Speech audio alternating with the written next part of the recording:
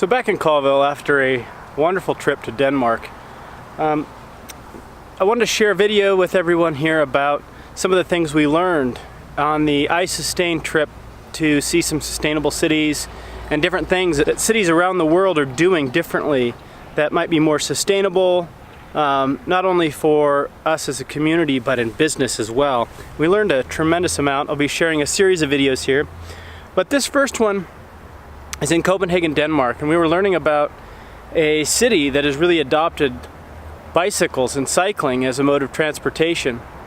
And they've done some very unique things that we've never seen before that make all the sense in the world. The first is that they do a lane of traffic, then the parking if there's street parking, then a bicycle lane with a small curb, about half of a normal curb, and then there's pavement where the bicycles travel, and then another small curb, and then up to either concrete or another solid surface for pedestrians. And they do it on both sides of the street, and then they have street lights. The other thing they do that's very fascinating is that they pull the stop line back for the cars and leave it up for the bikes. So as a driver, you can see the bikes on your right-hand side so you don't turn into them. They also have lights for bicycles, so that there's a green light for when the bikes are supposed to go. They have it set up to where the bikes actually can travel through the city very effectively and go on a continuous path all the way through the city. So you can actually travel through the city of Copenhagen much faster on a bike than any other mode of transportation. So that was pretty fascinating. And then in the countryside, they had bike paths alongside the highways pretty much everywhere we went. And I think that's something that we should look to adopt here. It looked really great. So I'll show you some video of that right here.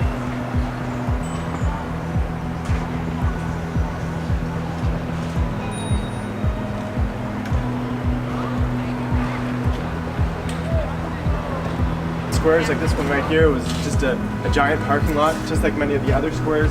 It may have happened across in the inner city. At that point in the 60s, the modal share by bicycle actually dipped down to 9%. I'm sure a lot of Washington cities would kill for a modal share of 9% by bike. Sort of the story behind the shift back to upwards of 50% modal share really starts with the oil crisis. You know, people were realizing that they couldn't depend on cheap, accessible oil overseas anymore, but also from citizen protests. They realized that thousands and thousands of people were being killed each year by cars, whether they're passengers or pedestrians, children included, and that just simply, statistically, was not acceptable. The thing is that number is sort of universal. Thousands of people around, tens of thousands of people in the US are still killed by cars every year, but it's just sort of been normalized somehow. It's sort of become part of the status quo. We've just sort of take it as a reality of modern day life.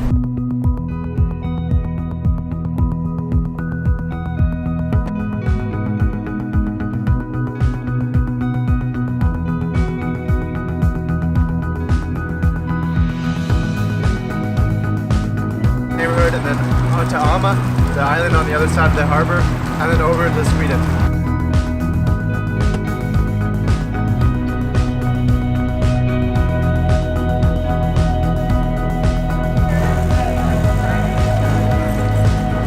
The meatpacking district, or Copenhagen, which literally translates to the meat city, but meatpacking district sounds a bit nicer. So this, as you can imagine by the name of it, traditionally has been a place for it, and they redistribute it from here. Everything was happening here. In fact, just behind us was the old auction hall. But in the 90s, they have a lot of control over what happens with spaces, and they can do these local plans. That doesn't make this any less of an interesting case study. And beyond that, there still are a lot of interesting post-industrial sites in Copenhagen that you can learn a lot from in terms of urban and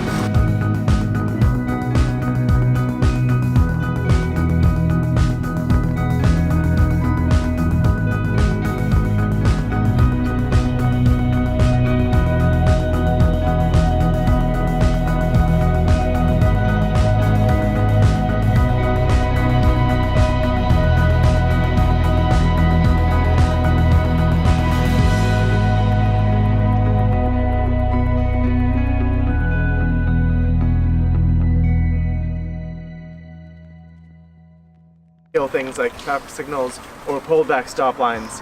I hope there's something that you sort of that caught your eye today and has opened your mind up that's sort of transferable and you can bring with you back to Washington or Spokane. After all, that's why we do these trips.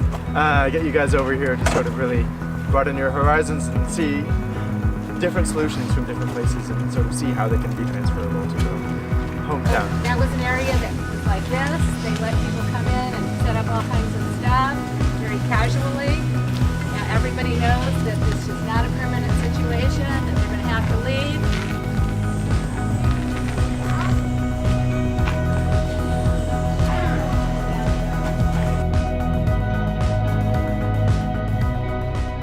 This next thing that we saw, also in Copenhagen, was very fascinating. It's a waste-to-energy plant, and that's nothing new. The city of Spokane has a waste-to-energy plant. Essentially, a waste-to-energy plant takes garbage and puts it through a boiler system and recovers heat in order to turn a turbine to create power. And in certain cases, like in Europe, where they use steam and hot water to heat buildings, they can use that heat to heat other structures and buildings. So it's a very efficient way of taking a problem, turning it into a byproduct, and then another thing that is of value to the community. But the unique part about this waste energy plant is that because of its height and because the Danish people and Scandinavians in general, are very interested in the architectural look of things, they had a different thought on, let's do some more stuff here. So what they did is they're building essentially a synthetic ski hill. As I understand it, they're going to use plastic particulates to ski on. They have a ski hill that kind of makes an L shape that comes up to the top. And you can see in these videos that they're in construction of that right now. They have lifts up to the top. They have a trail running path that goes up to the top. And they've also got on the side of this building, for the waste energy plant, a rock climbing wall that's larger than anything I've ever seen before. So what their thought is that they're going to take this waste energy plant and turn it into something that the community can use for recreation. It's unique. I think it's very cool. But I did talk to some other people in Denmark, Danish citizens, that think that it's a complete waste of money. So that remains to be seen. It's in construction, but it's unique. I think it's an interesting way of looking at things, but I can see where people would think it's a waste of money, depending on how it turns out. Maybe it'll be a success and it'll be one of those things that people complain about and then it becomes a gem in the future for the community. And then beyond that, in that same general area, there's a industrial site that used to be an industrial port where they had a lot of grain silos. And they've actually had architects come in and figure out how to utilize these grain silos as housings. They've turned them into apartments.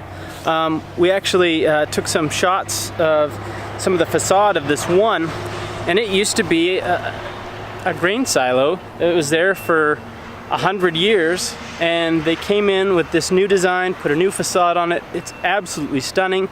There's a restaurant on the top. We got to have dinner up there. I took some shots of another apartment with a public play area on the roof that's all red, and that's fascinating. I think there's an image in this video on that as well.